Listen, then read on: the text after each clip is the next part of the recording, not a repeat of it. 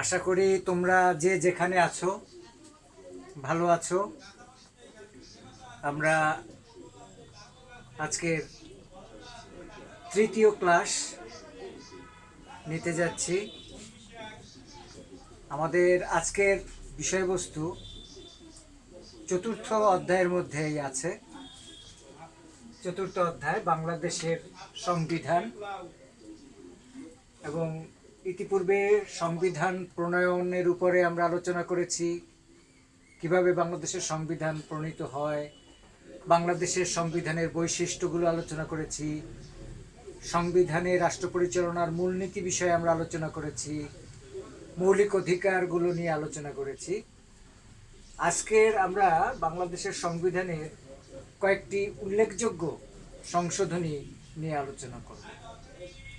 বাংলাদেশের সংবিধানের কিছু উল্লেখযোগ্য সংশোধনী। এখন পর্যন্ত বাংলাদেশের সংবিধান 17 বার সংশোধন করা হয়। 17টি সংশোধনী বাংলাদেশের সংবিধানে হয়েছে।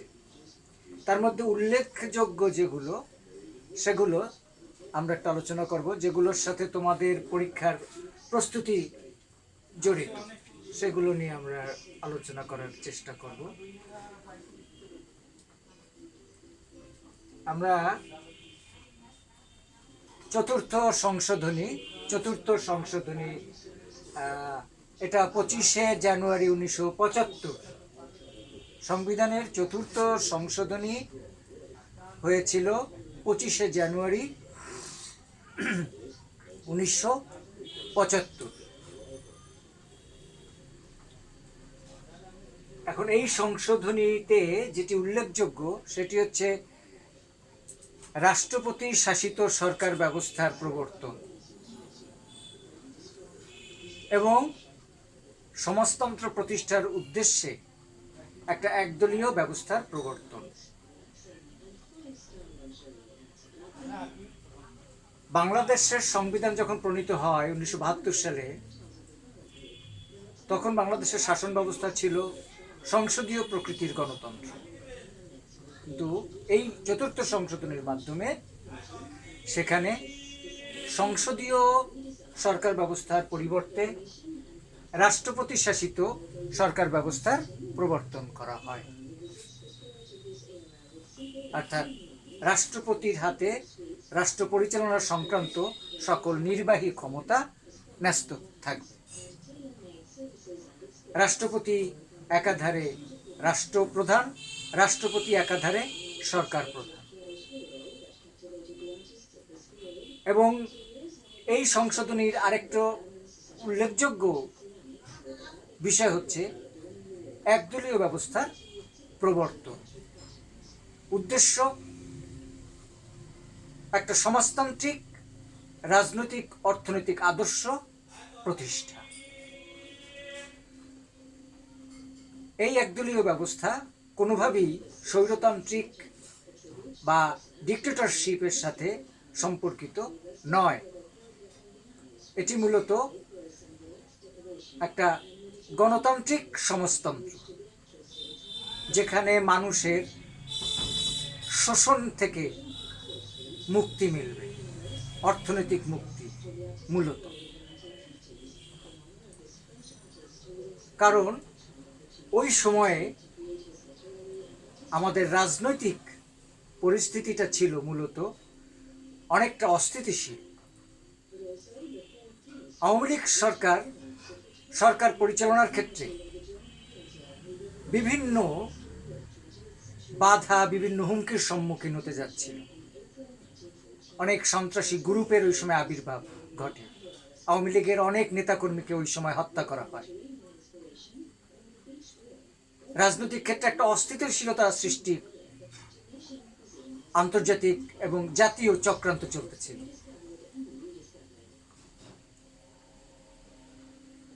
দুর্নীতি ব্যাপক রূপ ধারণ করতেছিল।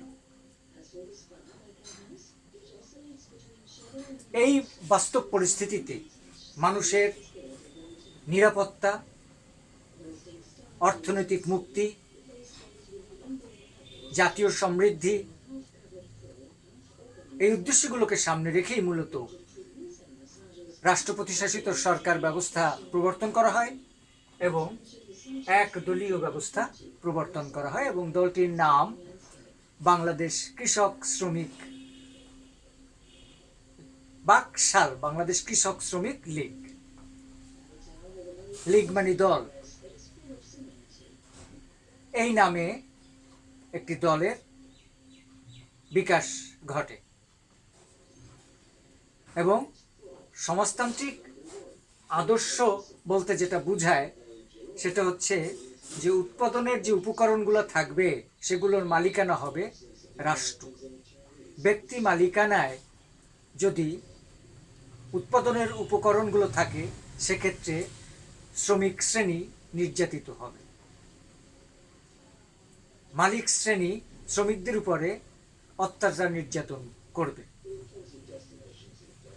কার্ল মার্কস আধুনিক সমাজতন্ত্রের আমরা জনক বলি। সোভিয়েত ইউনিয়নে এই সমাজতান্ত্রিক আদর্শটার গোড়াপত্তন ঘটে এবং সেখান থেকে মূলত এই ধারণাটি বিশ্বে দ্বিতীয় বিশ্বযুদ্ধের পরে ব্যাপকভাবে এটা ছড়িয়ে পড়ে। বাংলাদেশও তখন এই সমাজতান্ত্রিক আদর্শটা প্রতিষ্ঠার লক্ষ্যে তৎকালীন আওয়ামী লীগ সরকার উদ্যোগ গ্রহণ করে। তাহলে এই সংশোধনী থেকে দুটি বিষয়, একটি হচ্ছে রাষ্ট্রপতি শাসিত সরকার ব্যবস্থার প্রবর্তন এবং আরেকটি হচ্ছে একদলীয় ব্যবস্থার প্রবর্তন। আমরা এরপরের সংশোধনীতে যাচ্ছি। পঞ্চম সংশোধনী 4 এপ্রিল 1979। এটি 1975-এর 15ই আগস্ট জাতির জনক বঙ্গবন্ধু শেখ মুজিবুর রহমানকে সপরিবারে হত্যা করা হয়। সেই নির্মম হত্যাযজ্ঞ সম্পর্কে তোমাদের সবারই ধারণা আছে এবং এটা আমাদের বর্তমানে জাতীয় শোক দিবস হিসাবে আমরা এটা পালন করে থাকি। এই জাতির জনককে পরিবারবর্গ সহ নির্মমভাবে হত্যা করার পরে দেশের শাসনভার সামরিক বাহিনীর হাতে চলে যায় এবং এক পর্যায়ে সেনাবাহিনীর এক কর্মকর্তা মেজর জেনারেল জিয়াউর রহমান তিনি এই শাসন ক্ষমতা গ্রহণ করেন। তো সেই ক্ষেত্রে পঞ্চম সংশোধনীর মাধ্যমে 75-এর 15ই আগস্ট থেকে 1979 সালের 5ই এপ্রিল পর্যন্ত সামরিক সরকারের যত কার্যাবলী, বিধি বিধান, ফরমান এগুলোকে বৈধতা প্রদান করা হয় এই সংশোধনীর মাধ্যমে। মূল কথা হচ্ছে সামরিক সরকারের কার্যাবলী বৈধতা প্রদান করা হয় এই সংশোধনীর মাধ্যমে। এবং আরেকটি উল্লেখযোগ্য দিক হচ্ছে মূলনীতির পরিবর্তন। বাংলাদেশের সংবিধানের রাষ্ট্র পরিচালনার মূলনীতি ছিল ৭২ সংবিধান অনুযায়ী, তোমরা জানো যে বাঙালি জাতীয়তাবাদ, তারপরে গণতন্ত্র, সমাজতন্ত্র, ধর্মনিরপেক্ষতা। পঞ্চম সংশোধনীর মাধ্যমে সংবিধানের মূলনীতিগুলোর পরিবর্তন করা হয় অনেকটা। যেখানে বাঙালি জাতীয়তাবাদ ছিল সেখানে করা হলো বাংলাদেশি জাতীয়তাবাদ।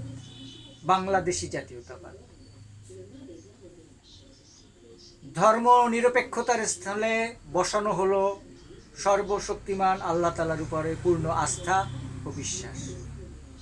সমাজতন্ত্র শব্দটাকে ব্যাখ্যা করা হলো অর্থনৈতিক ও সামাজিক ন্যায় বিচার অর্থে সমাজতন্ত্র। আর গণতন্ত্রের জায়গাতেই ছিল। চারটি মূলনীতির তিনটিতেই ব্যাপক পরিবর্তন আনা হয় এই পঞ্চম সংশোধনীর মাধ্যমে। এরপরে সপ্তম সংশোধনীটা, যেটা সপ্তম সংশোধনীর আমরা একটু আলোচনা করি। 10 নভেম্বর 1986 সাল এই সপ্তম সংশোধনী আনা হয়। এখানেও একটা রাজনৈতিক পট পরিবর্তনের ব্যাপার আছে। সেটা হচ্ছে জিয়াউর রহমানের হত্যাকাণ্ডের পরে হোসেন মোহাম্মদ এরশাদ, আরেক সামরিক শাসক, তিনি ক্ষমতায় আসেন।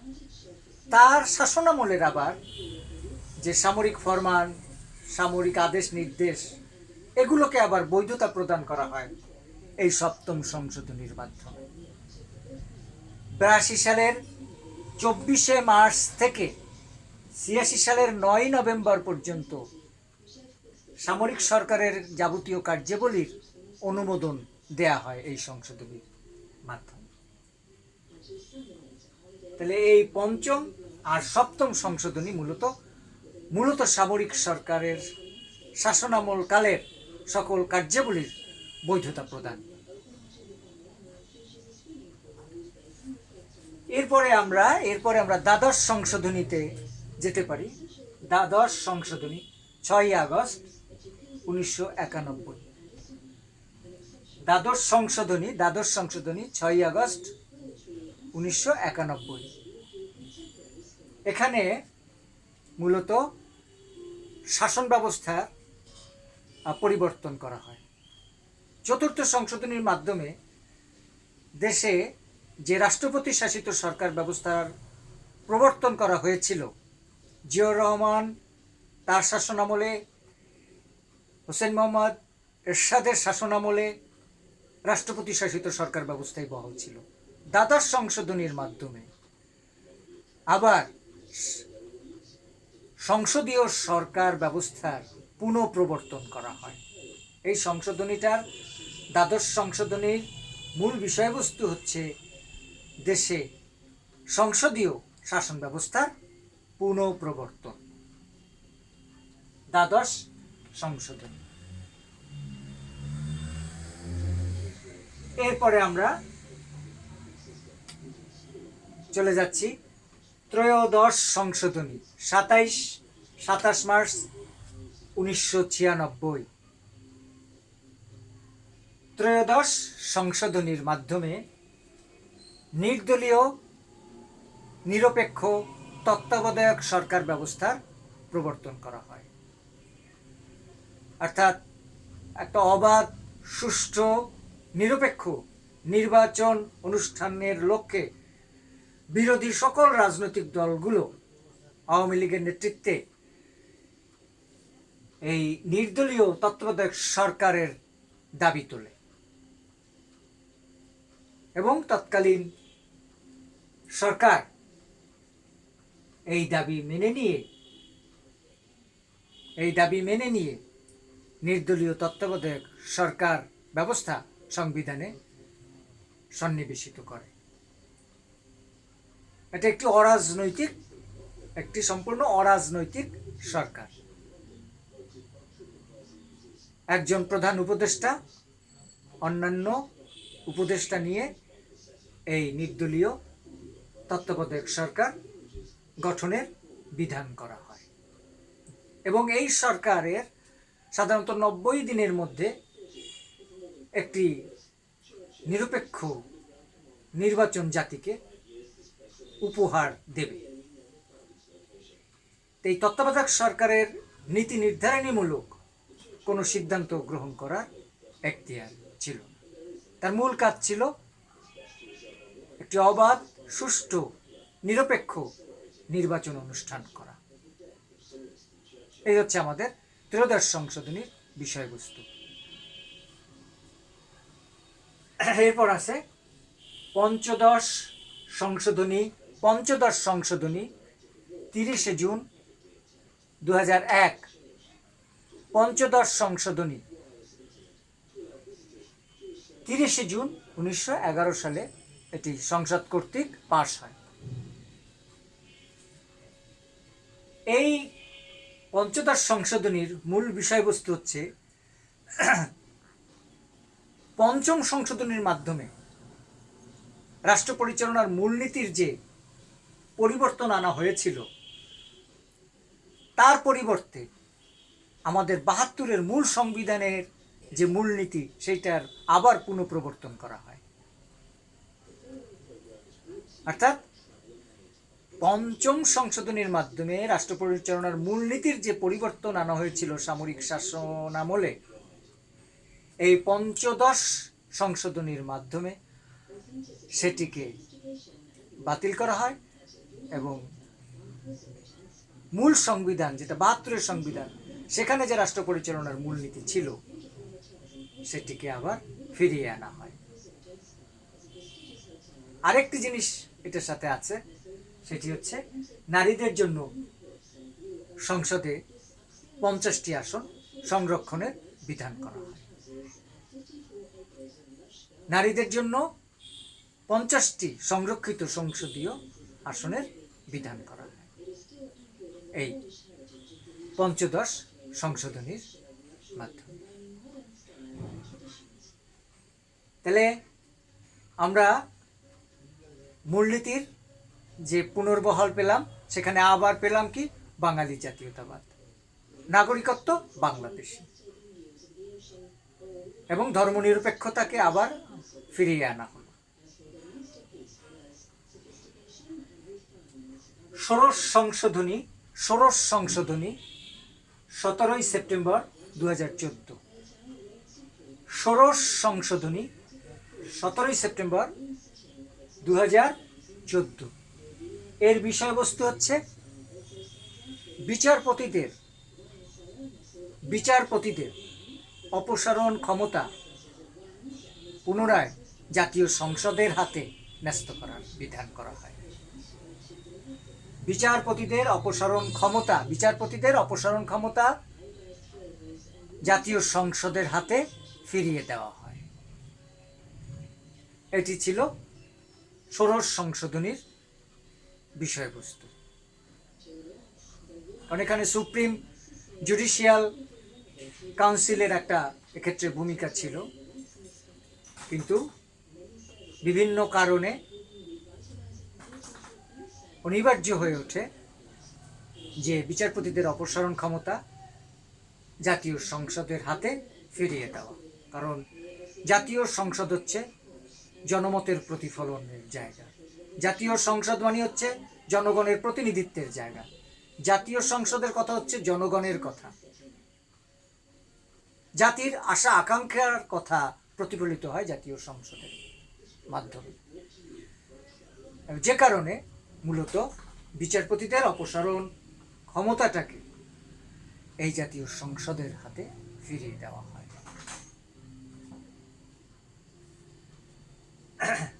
এরপরে সর্বশেষ সংশোধনী, এটা সপ্তদশ। এটা হয়তো আমি এবছরের 2020-এর যে বইটি পেয়েছি সেখানেও ওই সপ্তদশ সংশোধনীটা ছাপা হয়নি। হয়তো কোনো বইতে ছাপা হয়ে থাকতে পারে, হয়তো এই প্যান্ডামিকের কারণে এর মধ্যে হয়তো বা অন্যান্য সীমাবদ্ধতার কারণে হয়তো এটি বইতে আসে নাই। কিন্তু এটাও তোমরা জেনে নাও যে আমাদের সর্বশেষ সংশোধনী হচ্ছে সপ্তদশ সংশোধনী, 8 জুলাই 2018। 8 জুলাই 2018 সপ্তদশ সংশোধনী। বিষয়বস্তু হচ্ছে নারীদের জন্য যে 50টি সংরক্ষিত আসন আছে সেটি 25 বছরের জন্য বহাল রাখার বিধান করা হয়। নারীদের জন্য 50টি যে সংসদীয় আসন রয়েছে সেটি 25 বছরের জন্য বহাল রাখার বিধান করা হয়। এই হচ্ছে তোমার সপ্তদশ অর্থাৎ সর্বশেষ সংশোধনীর বিষয়বস্তু। এখন আমরা একটা বিষয় তোমাদের জানিয়ে রাখি, আমার ইচ্ছা আছে আগামী ক্লাসে বাংলাদেশের যে সংবিধানের মূল কপিটা, তোমরা হয়তো জানো যে মূল সংবিধানের যে কপিটা সেটা ছিল হস্তলিখিত, হাতে লেখা ছিল বাংলাদেশের সংবিধানের মূল কপি। তার একটি মুদ্রিত রূপ আমার কাছে আছে, আমি আজকে সেটি দেখাতে পারছি না। আমি আশা করি আগামী ক্লাসে আমি তোমাদের সামনে সেই সংবিধানের মূল কপিটির মুদ্রিত রূপ আমি উপস্থাপন করতে পারব। কেমন? আর তোমাদের কথা শুনতে পাচ্ছি না, তোমাদের দেখতে পাচ্ছি না, এইটা তো একটা বড় সীমাবদ্ধতা। অ্যাকচুয়ালি ক্লাসটা উপভোগ করতে পারতেছি না আমি একেবারে, যেটা একটু আর সত্য কথা যে সবাই উপস্থিত থাকলে যেভাবে একটা ক্লাস প্রাণবন্ত হয়, উপভোগ করা যায়, এবং আমি মনে করি একজন শিক্ষক যখন সে ক্লাসটাকে উপভোগ করতে পারে, ক্লাসটার মধ্যে আনন্দ পায়, সেই ক্লাসটা হয় একটা সফল সার্থক ক্লাস। কিন্তু সেই পরিস্থিতি নাই, তাই বলে কি আমরা বসে থাকতে তো আর পারি না। এখন আমাদের বিকল্প ব্যবস্থা যেটা আছে সেটাকে মেনে নিয়েই কিন্তু আমাদের চলতে হবে। আমিও চেষ্টা করতেছি যে এটার সাথে মানিয়ে নিয়ে ক্লাসটা নেওয়ার, তোমাদেরও চেষ্টা থাকবে যে এটাকে মেনে নিয়েই চলা। কারণ এই করোনা মহামারী এর একটা সুরাহা না হওয়া পর্যন্ত আমরা শিক্ষা প্রতিষ্ঠানে যেতে পারছি না, তোমরাও আসতে পারতেছো না।